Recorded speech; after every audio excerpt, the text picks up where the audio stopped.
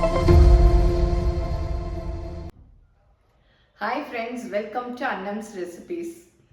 இன்னைக்கு இந்த வீடியோவில் சிம்பிளாக சாம்பார் சாதம் எப்படி செய்யலான்னு பார்ப்போம். எங்கள் ப்ராடக்ட்ஸ் எல்லாம் யூடியூப்பில் கமெண்ட்ஸ்க்கு கீழே வந்துட்டுருக்கு.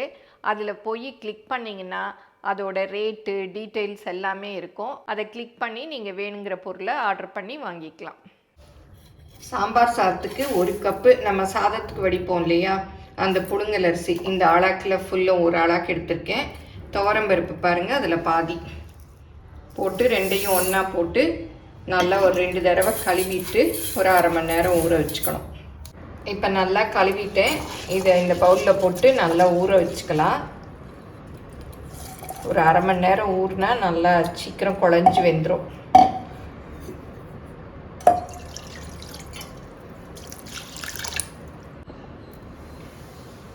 சின்ன லெமன் சைஸ் புளியை இந்த தண்ணியில் ஊற வச்சுக்கலாம். கொஞ்சமாக தண்ணி.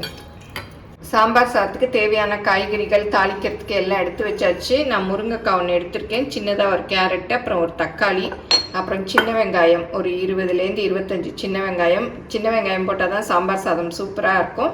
இல்லைன்னா நீங்கள் பெரிய வெங்காயம் கூட போட்டுக்கலாம். கொஞ்சம் கருவேப்பிலை, அப்புறம் தாளிக்கிறதுக்கு கடுகு, உளுத்தம்பருப்பு, கொஞ்சமாக வெந்தயம், அப்புறம் சாம்பார் பொடி, வறுத்து அரைச்ச சாம்பார் பொடி ஒரு 2 டீஸ்பூன் அளவு எடுத்து வச்சுருக்கேன். அப்புறம் தாளிக்கிறதுக்கு ஒரு வரமிளகாய், பெருங்காயம், புளி ஊற போட்டிருக்கு, அரிசியும் பருப்பும் ஊற போட்டிருக்கு. இப்போ சாம்பார் சாதம் செஞ்சுக்கலாம். இதெல்லாம் ரெடியாக வச்சுக்கிட்டோம்னா டக்குன்னு செஞ்சிடலாம். இந்த சாம்பார் சாதத்துக்கு ஹைலைட்டே இந்த சாம்பார் பொடி தான். அதுக்கு என்னென்ன பொருட்கள் தேவை அப்படிங்கிறத இப்போ பார்ப்போம். இதை நம்ம எடுத்து வச்சுக்கிட்டு ரெடியாக சாம்பார் பொடி செஞ்சுக்கிட்டோம்னா சாம்பார் சாதம் செஞ்சிடலாம். 1 டீஸ்பூன் மல்லி இந்த டீஸ்பூனில் எடுத்திருக்கேன். 1 டீஸ்பூன் கடலைப்பருப்பு, 1 டீஸ்பூன் வெந்தயம், கொஞ்சம் பெருங்காயம். வெந்தயம் போட்டால் நல்லா வாசமாக நல்லாயிருக்கும். அப்புறம் சும்மா நம்ம யூஸ்வலாக யூஸ் பண்ணுவோம்ல அந்த மிளகாயில் 8, பேடகையில் 3 எடுத்திருக்கேன். ஏன்னா இது கொஞ்சம் கலர் கொடுக்கும். அதனால் நீங்கள் இது இல்லைன்னா மொத்தமாகவே நம்ம நார்மலாக யூஸ் பண்ணுற மிளகாயே எடுத்துக்கலாம்.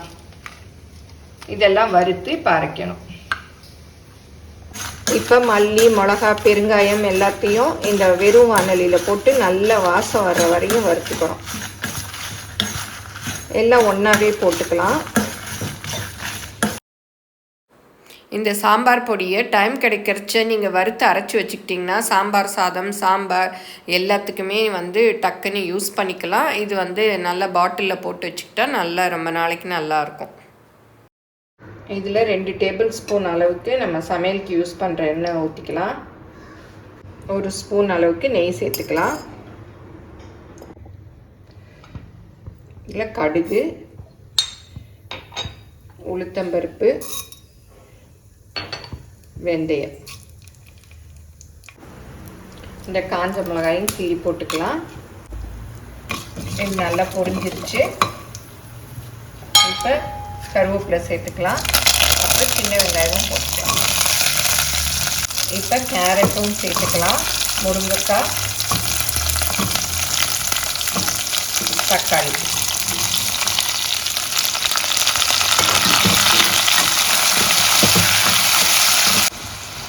கொஞ்சமாக பெருங்காயம் சேர்த்துக்கலாம்.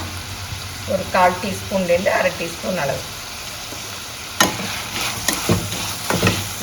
இந்த மாதிரி குக்கரில் ஒரே இதாக செஞ்சு முடிச்சிடலாம். லஞ்ச் பாக்ஸுக்கும் நல்லாயிருக்கும். இது சாப்பிட்றதுக்கு சூடாக செஞ்சுக்கிட்டிங்கனாலும் நல்லாயிருக்கும். எல்லாம் நறுக்கி வச்சுக்கிட்டிங்கன்னா சாப்பிட்றதுக்கு ஒரு 1 ஹவர் முன்னாடி செஞ்சுக்கிட்டிங்கன்னா சூப்பராக இருக்கும். இப்போ வறுத்து அரைச்ச சாம்பார் பொடி 2 டீஸ்பூன் அளவுக்கு போடுறேன். இந்த சாம்பார் பொடி இல்லாதவங்க வீட்டில் நம்ம தினம் போடுற சாம்பாருக்கு போடுவோம் இல்லையா, அந்த சாம்பார் பொடி கூட போட்டுக்கலாம். ஏன்னா இது போட்டால் இன்னும் டேஸ்ட் நல்லா இருக்கும், வாசமாக இருக்கும். இப்போ புளியையும் ஊற்றிடலாம். புளி கரைச்சிட்டு அப்படியே ஊற்றிடலாம்.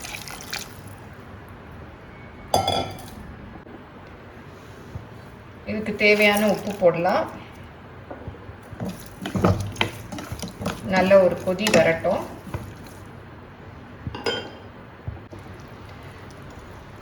இப்போ இந்த சாம்பார் சாதத்துக்கு தேவையான தண்ணி ஊற்றிக்கலாம். புளி கரைச்சது 1 டம்ளர் ஊற்றிருக்கேன். 1 டம்ளர் அரிசி, அரை டம்ளர் பருப்பு எடுத்திருக்கேன். அதனால் 5 டம்ளர் ஊற்றணும். இப்போ புளி தண்ணி 1 டம்ளர் ஊற்றிட்டோம். 2, 3, 4. சாம்பார் சாதம் குழைவாக இருந்தால் தான் நல்லாயிருக்கும்.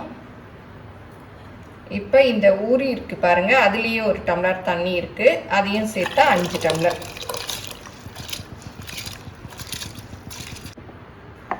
இதை நல்லா மிக்ஸ் பண்ணி விட்டுட்டு நல்லா கொதி வரட்டும். ஒரு கொதி வந்ததும் குக்கரை மூடி 3 விசில் வேக விட்டுறணும். ஏன்னா நல்லா குழைவாக இருக்கணும். இப்போ நல்லா கொதி வருது, குக்கரை மூடி 3 விசில் விட்டுறலாம்.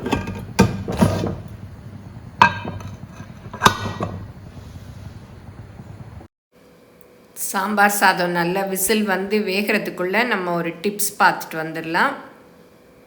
இப்போ நவப்பழ சீசன் இல்லையா, நவப்பழம் வாங்கி சாப்பிட்டுட்டு அந்த கொட்டையெல்லாம் காய வச்சுருக்கேன். இது கொஞ்சம் அப்படியே வச்சேன் ஃப்ரிட்ஜில், மறந்துட்டேன் பாருங்கள், அப்படியே நல்லா சுருங்கிடுச்சு. இப்போ வந்து நவப்பழம் நல்லா பெருசு பெருசாக வருது. அதை தான் வாங்கி சாப்பிட்டுட்டு அந்த கொட்டையெல்லாம் பாருங்கள் நல்லா கழுவிட்டு, நான் சாப்பிட்டது மாத்திரம்தான் கழுவிட்டு வச்சுருக்கேன். ஏன்னா சுகருக்கு வந்து இந்த கொட்டை ரொம்ப நல்லதுங்கிறாங்க. பாருங்கள், காய வச்சதும் இந்த தூள் எல்லாம் வந்துடும். இப்படி உரிச்சிட்டு காய வைக்கணும். அந்த மாதிரி காய வச்சது தான் இது. பாருங்கள், தோல் வந்துருச்சு. இந்த மாதிரி காய வச்சு நம்ம சாப்பிட்றதையே நம்ம எடுத்து வச்சுக்கிட்டோம்னா நம்ம வந்து சுகருக்கு சாப்பிட்டுக்கலாம். இப்போ அதே மாதிரி தான் வந்து காய வச்சுது பாருங்கள், நல்லா காஞ்சிருச்சு. இதை அப்படியே எடுத்து டப்பாவில் ஸ்டோர் பண்ணி வைக்க போகிறேன். நல்லா சில இதுலெல்லாம் பூச்சி புழுலாம் கூட இருந்தது, அதனால அதை தான் பார்த்து இப்போ க்ளீன் பண்ணிகிட்ருக்கேன். அதெல்லாம் வந்து அப்படி கொட்டுது பாருங்கள். நல்லா திக்காக இருக்க கொட்டைகளை மாத்திரம் எடுத்துக்கணும். ரொம்ப அப்படியே நமக்கு அமுக்கி பார்த்தா நுணுங்கிற மாதிரி இருந்தால் அதெல்லாம் போட்டுட்டேன். ஏன்னா உள்ளே வந்து புழு இருக்குது, வெள்ளை வெள்ளையாக வந்தது. அதெல்லாம் எடுத்துட்டு நல்லா க்ளீன் பண்ணி வச்சுக்கணும். நீங்கள் வந்து அதை அரைச்சிட்டு பொடியாக கூட கொஞ்சம் கொஞ்சம் சாப்பிட்டுக்கலாம். ஏன்னா இது நிறைய சாப்பிட்டோம்னா கான்ஸ்டிபேஷன் வந்துடுது. அதனால் கொஞ்சம் கொஞ்சம் பாக்கு மாதிரி கொஞ்சம் கொஞ்சம் எடுத்து சாப்பிட்டுக்கலாம். இந்த மாதிரி ஒரு பாத்திரத்தில் தண்ணி சுட வச்சு வச்சுக்கோங்க. ஏன்னா திக்காக இருந்ததுன்னா நம்ம ஊற்றி மிக்ஸ் பண்ணிக்கலாம். இப்போ வந்து திறந்தாச்சு, கொஞ்சமாக தண்ணி ஊற்றி நான் மிக்ஸ் பண்ணேன். சாம்பார் பொடி பத்தலைன்னா இந்த ஸ்டேஜில் கூட நீங்கள் போட்டு மிக்ஸ் பண்ணிக்கலாம். பாருங்க, இந்த அளவு தளர்த்தியாக இருக்கணும், அப்போ தான் சாப்பிட்றச்ச நல்லாயிருக்கும். இன்னும் கூட 1/2 டம்ளர் தண்ணி ஊற்றுறதுனாலும் ஊற்றிக்கலாம். இது வந்து ஆற இறுக்கிடும், பருப்புலாம் போட்டிருக்கிறதுனால நல்லா திக்காயிரும். இந்த அளவு இருக்கணும். நீங்களும் சுவையாக சமைக்கணுமா, எங்கள் மசாலா பொடிகளை யூஸ் பண்ணி பாருங்கள். அதெல்லாம் வாங்கணுன்னா ஸ்க்ரீனில் வர்ற வெப்சைட்டுக்கும் வாட்ஸ்அப் நம்பருக்கும் போய் ஆர்டர் பண்ணிங்கன்னா நீங்கள் வேணுங்கிறத வாங்கிக்கலாம்.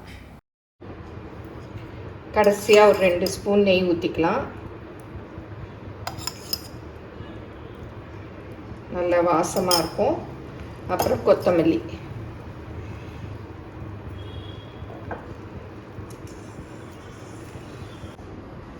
சாம்பார் சாதத்துக்கு நான் இன்றைக்கி சிப்ஸ் வச்சுருக்கேன். நீங்கள் எதாவது அப்பளம் கூட பொரிச்சிக்கலாம், அப்பளம் வடகம் எதுக்கு வேணாலும் பொரிச்சிக்கலாம். நல்லா இந்த சாம்பார் சாதம் ஆற வந்து கெட்டிப்படும். அதனால நல்லா தண்ணி வெந்நீர் ஊற்றி நல்லா இது பண்ணிக்கோங்க. கெட்டி ஆயிடுச்சுனாலும் ஒன்றும் கவலை இல்லை. சாப்பிட்ற நேரம் சுடு தண்ணியை கொஞ்சம் ஊற்றி நல்லா மிக்ஸ் பண்ணி குழசெல்லாம் நீங்கள் மிக்ஸ் பண்ணிட்டீங்கன்னா சாப்பிட ரொம்ப நல்லாயிருக்கும். இப்போ வந்து சிம்பிளாக ஒரே குக்கர்லேயே நம்ம சாம்பார் சாதம் செஞ்சிட்டோம். இதை வந்து சாப்பிட்றதுக்கு ஒரு 1 ஹவர் முன்னாடி செஞ்சு சுட சுட சாப்பிட்டோம்னா சூப்பராக இருக்கும். இதில் வந்து நான் இன்றைக்கி முருங்கைக்காயும் கேரட்டும் போட்டிருக்கேன். நீங்கள் என்ன காய் வேணாலும் போட்டுக்கலாம். இது எல்லோரும் செஞ்சு பாருங்கள். எப்படி வந்ததுன்னு உங்கள் கமெண்ட்ஸை சொல்லுங்கள். பிடிச்சிருந்தா லைக் பண்ணுங்கள். எங்கள் சேனலை மறக்காமல் சப்ஸ்கிரைப் பண்ணுங்கள். ஃபேஸ்புக், இன்ஸ்டாகிராமில் அன்னம்ஸ் ரெசிபீஸை ஃபாலோ பண்ணுங்கள். தேங்க்யூ.